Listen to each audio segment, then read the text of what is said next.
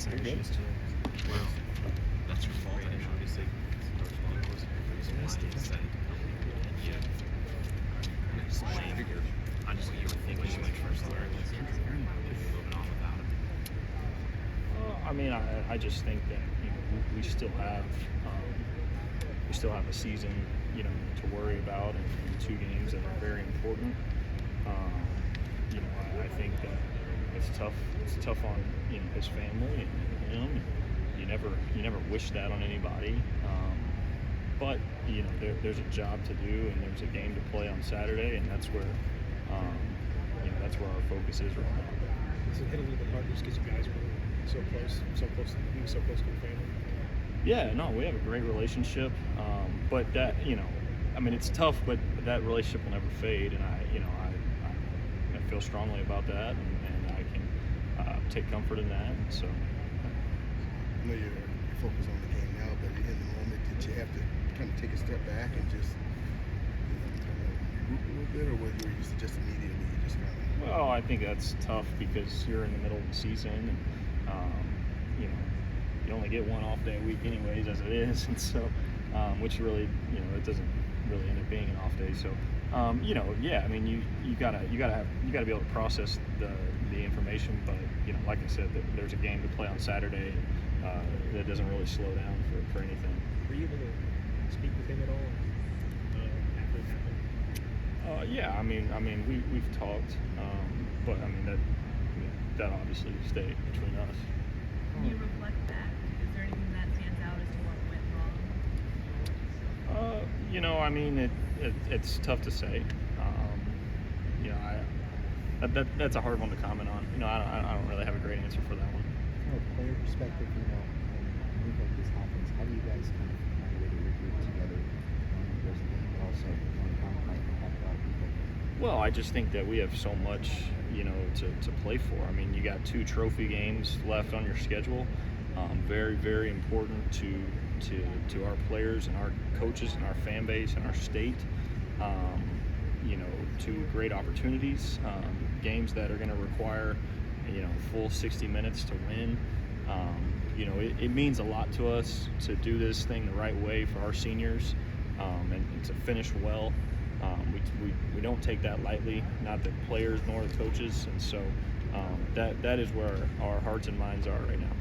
When a move like this happens, do you guys reflect of what you guys could have done better or something like that, or is that kind of because you're in the middle of the game and you're not really in your mind? I think no matter what, you're always trying to grow and get better, right? So that's kind of the case no matter what. What's this week been like in terms of practice? Coach Fickle talked about it, the quarterbacks and the receivers kind of working in the room together with Coach Giant. How's that been? What kind of stands out about, what kind of transition is that compared to what you typically have been doing? Yeah, it's been a good mesh. Coach Guyton played the position, understands, kind of that perspective and how to manage that position. So I've really, I've enjoyed working with him. But I mean, we've worked closely with the receivers all year. So I think that's been good. And we've had a good day of practice today, and clean up things tomorrow, and put another good one together. And we'll go in there on Saturday ready to play. Kind of tagging on the question, you were a guy that you mentioned in Coach Longo's office quite a bit one-on-one. Like, who would you turn to now if you wanted to go get some extra work with a coach or going over stuff? Well, I mean, we have a really we have a really good staff here. I mean, all of these coaches are really good at their job. You don't have to look far for somebody that knows the game well and can coach you and teach you things. And we mentioned Coach Guyton, but I mean, whether it's Blas or Spalding or Letton or anybody. I mean, even I think our GAs do a great job. Our QCs do a great job. I mean, I think we have a really well-rounded staff, and I've got so much confidence in those guys, and I feel good about going into this week. Did you think a change was needed in the offense in order to I mean, that's tough to comment on. I think, like I said before, it's decisions like these are very hard on people's families. They're very hard on the staff and the players, and so I mean, it's just one of those things that you kind of have to handle it, and be able to get yourself together and play your best ball on Saturday. It's going to be a significant change for you in terms of like when a play comes in, or you simulating a play, or you call a play. Does it affect you at all in how you're going to do your job? I mean, no. I mean, for me, it's a play-to-play basis. It's, you know, I've talked about it before. It's playing each play within its own life. You know, not letting, you know, the past or how things have played out, you know, affect that given play. And so that'll be my primary focus, and that won't change. But do you have concerns about just team morale in general when you in so many big games that haven't gone your way, and now you've got to deal with this, and the morale can wane a little bit? Yeah, I mean, I've kind of talked about this before, but I just think that we have great leadership on this team, offensively and defensively. You know, we've got a really solid group of older guys that have been here for a long time, that really, you know, do a good job of boosting that morale and keeping that where it needs to be.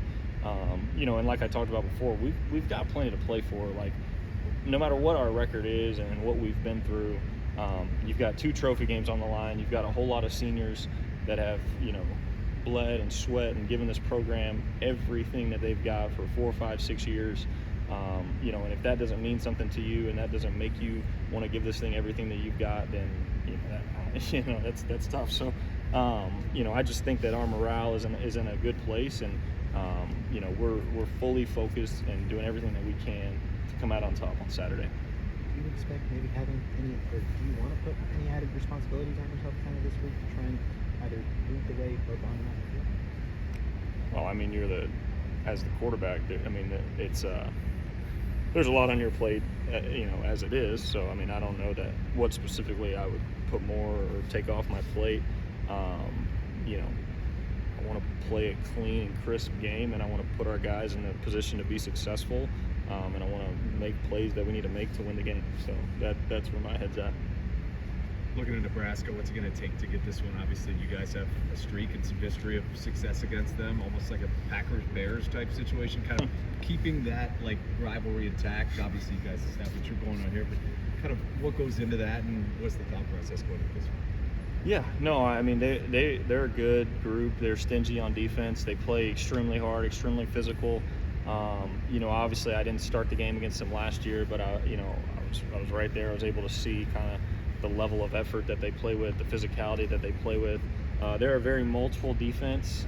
You know, a pretty big blitz variety, pretty big coverage variety, pretty big front variety, and so it'll be a good challenge for us to you know, assess everything and then make sure that we're doing the things that are going to make us successful, in having like I said, a play-to-play focus, and not, you know, getting wrapped up in how things have gone up to that point, or, you know, hey, we called this play, you know, in the quarter before, and, you know, hopefully it plays out the same way. That's not the case with these guys. So, you know, you're just gonna have to be locked in every snap, and we're gonna have to make some plays to win this game.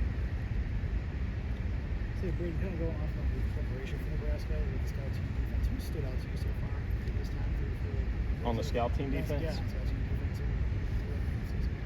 Oh, I would say, you know, up front, it's Nolan Vills and Jamel Howard. Those guys, they challenge us every week. They give us a great look, you know, on the D-line. Charlie Jarvis does a phenomenal job in the back end. You know, the guy tries to get picks every day. So, you know, I love that. I want, you know, you want the scout team to have a competitive, you know, mindset and not take that role lightly. You know, Emilio, he does a great job. So, you know, those are probably the guys that stand out. There's more than that. But, you know, I've loved, you know, the kind of the performance, I guess, or, you know, just the day-to-day from our scout team. They do a great job of making us better and giving us the look that we need every week. Very good. Appreciate it. Thank you.